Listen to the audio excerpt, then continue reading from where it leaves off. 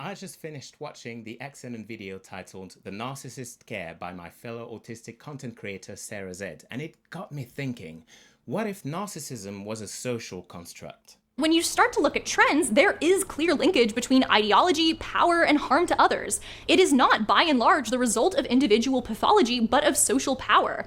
For those of you who are new here, I apply a sociological and decolonial lens to topics and phenomena that are not typically analyzed through the lens of systemic power dynamics.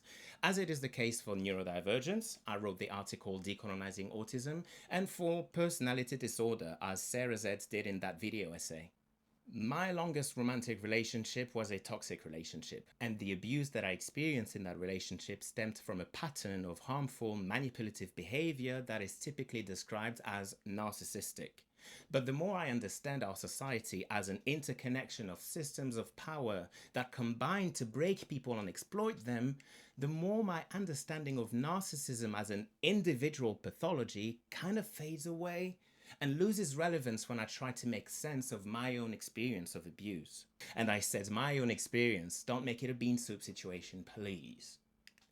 Also, please note how I carefully described a correlation between narcissism and the abuse that I experienced. I am not implying causation. And also, please note that I didn't claim to diagnose anyone with NPD, narcissistic personality disorder. I am not qualified for that. But this video is precisely about the relationship between narcissism, the pattern of behavior, and NPD, the disorder as a psychiatric diagnosis applied to individuals only.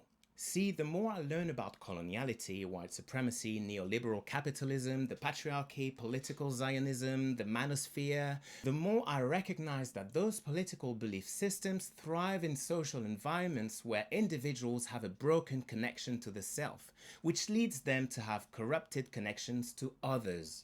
Broken connections within, broken connections without. It causes certain individuals or group of people to externalize their feeling of shame, guilt, and brokenness onto others, and to only perceiving the others as a threat to beat, an obstacle to remove, or an asset to exploit. Now, that sounds an awful lot like narcissistic personality disorder, doesn't it? Narcissism is a broken relationship between one's action and its consequences. It's the inability to perceive yourself as the cause of harm, because causing harm to others or the environment always appears as a more acceptable outcome than causing yourself discomfort, feeling of shame, or risking to lose your social status.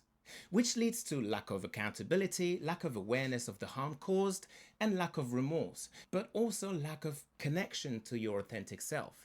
Narcissistic behavior can only exist in a societal context where that behavior is enabled and yields the desired outcome for the so-called narcissist.